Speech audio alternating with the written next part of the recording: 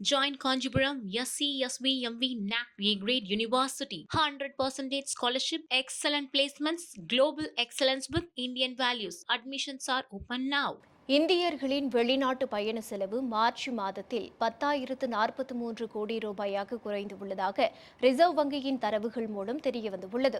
இந்தியர்களின் வெளிநாட்டு பயணம், வெளிநாட்டில் படிப்பதற்கு ஆகும் செலவு, உறவினர்களுக்கு அனுப்பப்படும் தொகை, முதலீடுகள் போன்றவை குறித்த தரவுகளை ரிசர்வ் வங்கி வெளியிட்டது. அதில் சர்வதேச சுற்றுலா, ஆன்மீக சுற்றுலா, மருத்துவம் மற்றும் கல்விக்கான பயணம் என வெளிநாட்டு பயணங்கள் வகைப்படுத்தப்படுகின்றன. இந்த ஆண்டு ஜனவரியில் இந்தியர்களின் வெளிநாட்டு பயண செலவு 15,790 கோடி ரூபாயாக இருந்தது. அது பிப்ரவரியில் 12,441 கோடி ரூபாயாக இருந்த நிலையில் மார்ச்சில் 10,043 கோடி ரூபாயாக குறைந்துள்ளது. மார்ச்சில் விடுமுறை காலங்களில் மேற்கொள்ளப்படும் வெளிநாட்டு பயணங்களுக்கு 5,962 கோடி ரூபாய் செலவிடப்பட்டுள்ளது.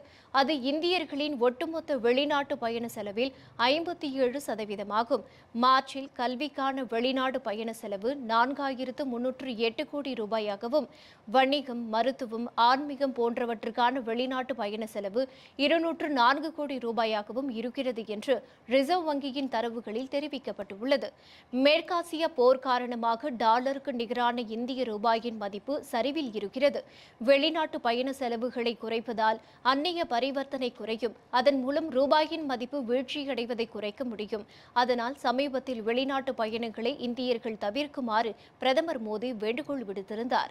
இந்த சூழலில் மார்ச் மாதத்தில் வெளிநாட்டு பயண செலவுகளை இந்தியர்கள் குறைத்திருப்பது கவனம் பெற்றுள்ளது.